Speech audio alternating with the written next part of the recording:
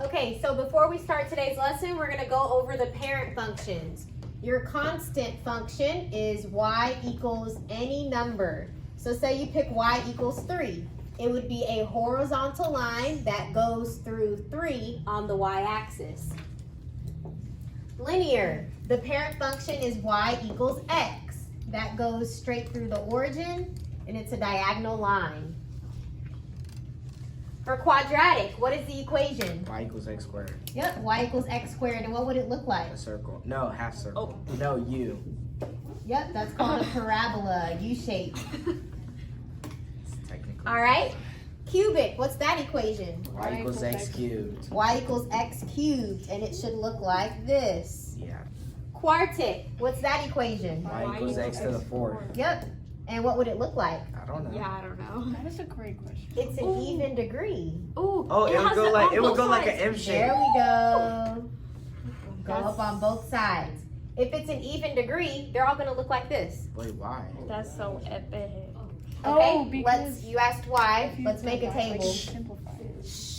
Let's plug in the x value 0. What's 0 times 0 times 0 times 0? 0. Let's plug in a 1. What's 1 times 1 times 1 times, yep, 1. Let's plug in, that's right there. Let's plug in a negative 1. 1. No. Yeah, 1. It would be Yep, it would be 1 as well. That's right here. It's starting to make a U shape. Okay? All right, quintic. So y equals x to the 5th power. When it's odd, it's going to look like a little squiggly. Okay? for every single one. Every single odd will look like this. Every single even, they're going to face the same direction, either both facing up, or if you put a negative in the front, it would both face down. Okay? All right. So now that we know what the parent functions look like, let's talk about turning points. So guys, go ahead and label these points. Let's estimate this to be around -1, 2, and I'll say this one is around 2, -2. Just estimate it. Okay, so the turning points are where the polynomial switches direction. So follow my finger. If I follow my polynomial, it's going up, and then right here it changes direction and it starts going down. So that is called a turning point. At this one, it's going down, and then it turns right here and starts going up. These are turning points. Now, if the turning point is higher than the points around it, so this point is higher than the points around it, we call this a local maximum. And in parentheses, put relative. Depending on which textbook you buy, some will say local maximum, some will say relative maximum. They mean the same thing. So this is the maximum in this small little area. Now, if your turning point is lower than the points around it, it is called a local minimum. And again, sometimes you might see it called relative minimum. So this right here, this is the lowest point in this little area, okay? So these are called your turning points. You can also call it an extrema.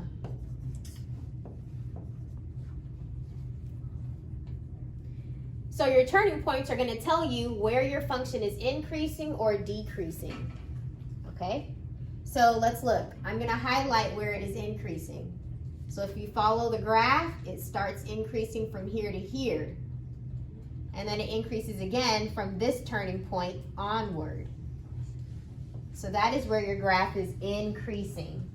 So the interval where it's increasing is -infinity all the way to -1. You're looking at the domain where it's increasing. Just pay attention to the x value. So it's increasing from -infinity to -1. And then it increases again starting at 2 onward. So that's 2 to infinity. That is where your graph is increasing. Now let's look at where it's decreasing. It's decreasing from here to there. So it's decreasing from -1 to 2. and you're only paying attention to the x values. Basically, give me the domain where it's increasing and where it's decreasing. Okay, any questions on this part? Okay, yes. Why don't we do the y's instead? Y's, because if you did the y values, it would be increasing from negative infinity up to positive 2, but it's also decreasing between negative 2 and positive 2, so it can't be both increasing and decreasing. That's a good question. Do y'all understand his question and the answer? He said, why can't we do the y values? Instead, why are we doing the x values and not the y values? So if I did the y values, let's try it. It wouldn't make sense. If I did the y values, it's increasing from here to here. That's negative infinity to positive 2, right? But it's decreasing from negative 2 to positive 2. It can't be both increasing and decreasing in the same span. Do y'all see what I'm saying? Okay, so that's why we're only using the x values. Wonderful question. All right, so this is our function, and I have it graphed right here. Let's answer the questions. So first of all, it wants to know what the degree is. Well, this is going up while the other side is going down, so I know it's going to be an odd degree. So the degree is odd. Okay, now let's talk about the relative maximum. Is right here at 0, negative 3. And the relative minimum is right here at 2, negative 7. All right, now let's talk about where it's increasing. I will highlight where it's increasing.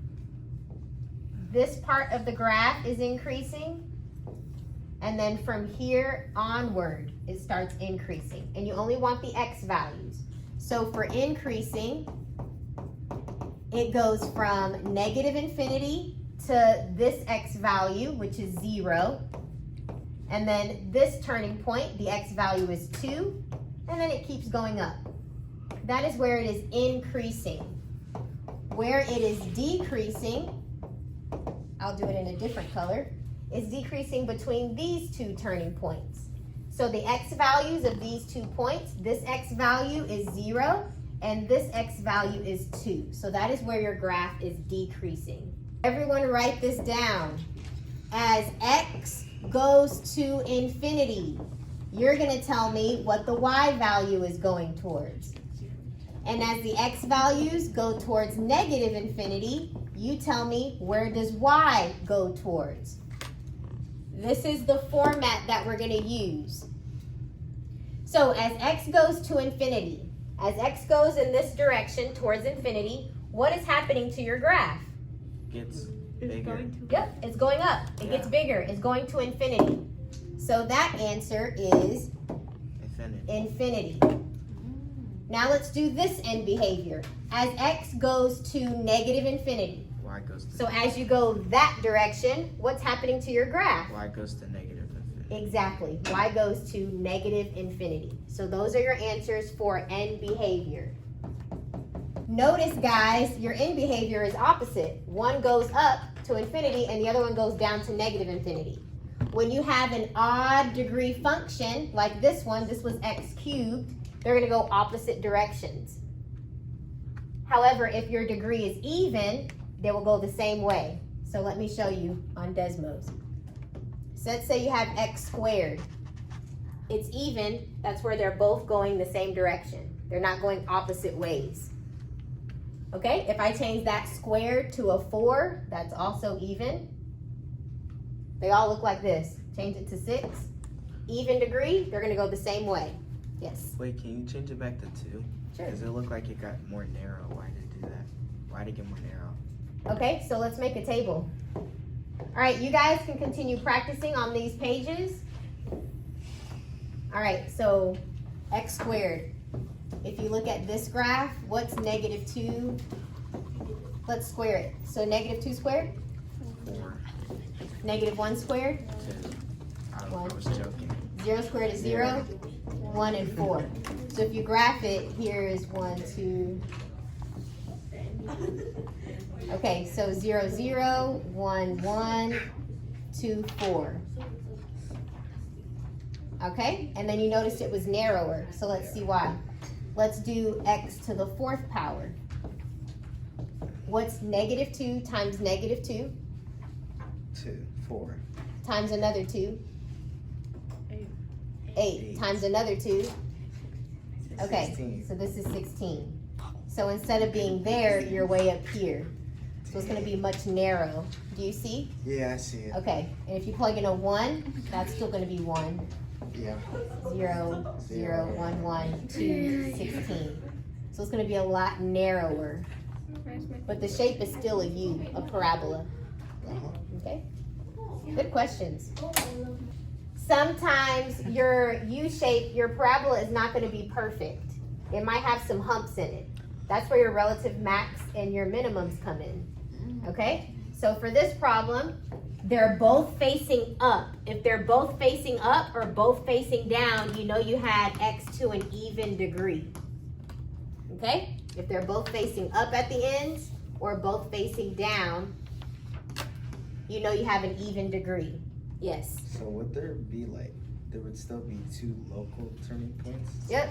So look, this one is relative minimum. This is a relative minimum. This is a relative maximum. So that, but I would just take the lowest one instead of. No. You have 2. This is the minimum for this area. This is the minimum for this area. Okay? So that means you have 2 relative minimums. So your relative minimum, you have one around -2, -3, roughly. And then this one is at 1, 3. And then you have a relative max right here at 0, 5. Okay? Okay. So guys, if your leading coefficient is positive, like this, y equals any number, 5x squared. Since this is positive and this is squared, I know it's going to face up. If this was a negative leading coefficient, like negative 5x squared, I know that it's going to face down. Okay, if your degree is odd, such as x cubed, and the number in the front, the leading coefficient, if it's positive, it will face like this. However, if your leading coefficient is negative, and you have an odd degree polynomial, it will go like this. So this is what it generally looks like. You might have some humps in it, so it might go like this. But they go opposite directions when it's an odd degree, okay? And if it's negative and an odd degree, it would look like that, okay?